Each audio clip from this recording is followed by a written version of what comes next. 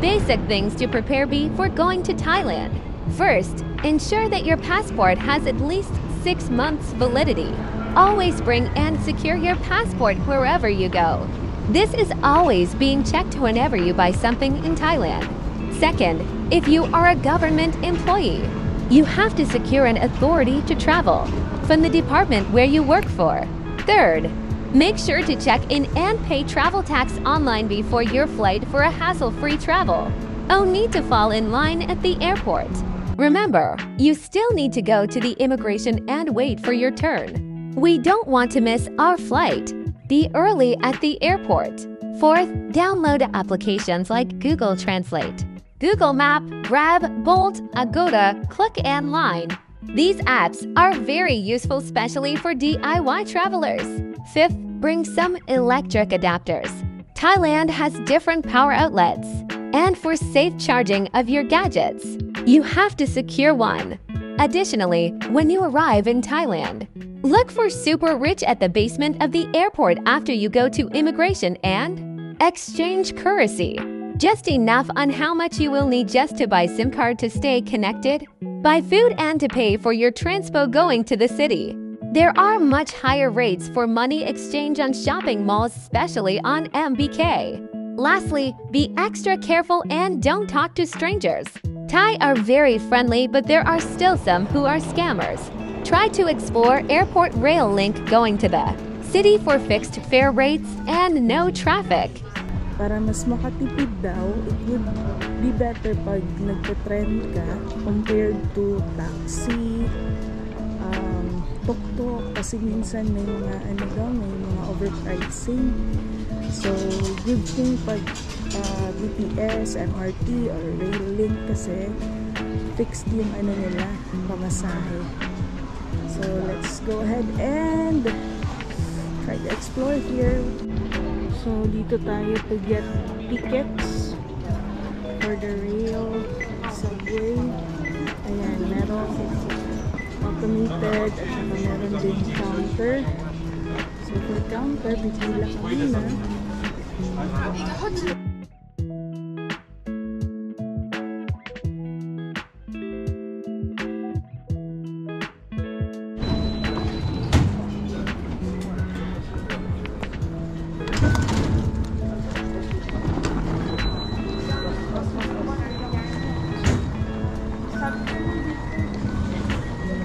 So, tuloy-tuloy na tayo dito.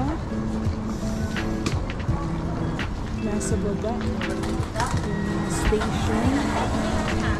Let's go ahead. I don't know, guys. Actually, it's my first time, but we will explore.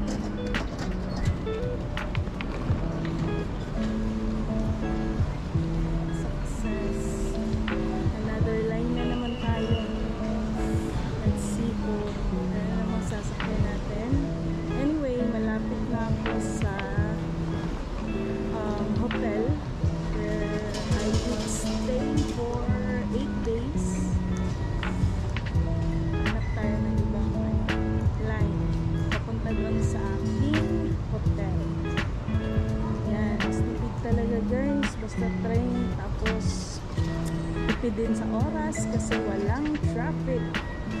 So, pagpunta kayong Thailand, i-explore nyo ito. Yan, may mga automated machine at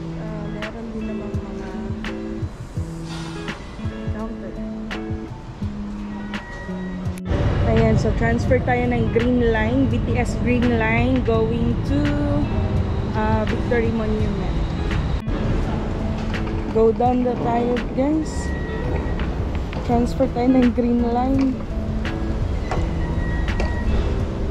Ayan guys, so rush hour pa talaga. Dapat pag mag-travel tayo mamaya, tomorrow, wag natin na rush hour.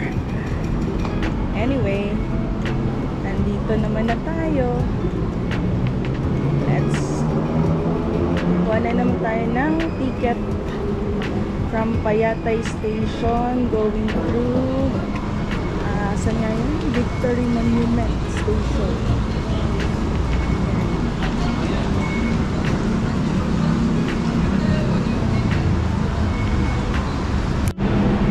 Okay guys, this time try naman natin yung rabbit card para wag tayong paisa-isa ng kuha.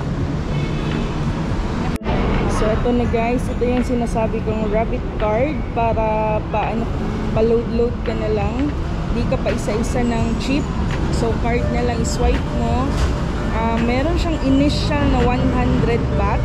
Di mo magagamit yon. Lagyan mo na lang ng another value or 100 baht lang yung kinuha ko for now. Kasi papunta ako ng Victory View naman. I mean Victory Monument Station. So try natin. Ito naman yung i-swipe natin. Ayan. So open the gate. Pasok ka na. So ayan, ang dali na lang. Pag rabbit card na lang guys. Pinakita ko lang sa inyo kanina kung paisa-isa ka, a little bit hassle pa kasi pipila ka ulit sa mga sa mga cashier. So with the rabbit card, load ka na lang pag naubos na. So far yung nilagay ko lang for the rabbit card is 100 baht lang muna. Ayan. Let's go. Kaya tayo station tayo. And sakay ulit tayo ng train papunta na Victory Monument Station. So, tanong-tanong ka na lang din kasi hindi naman natin talaga alam. Tamang tanong-tanong lang kung saan ka na pupunta next. And we already have the rabbit card. Antay na lang tayo. Andiyan na yata. Ayun.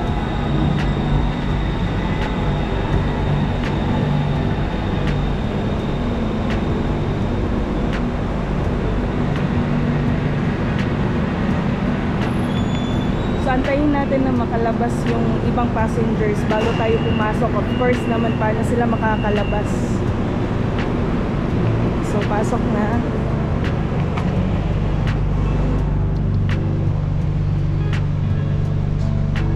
Okay, so andito na tayo agad guys. Ang lapit ng pala nun.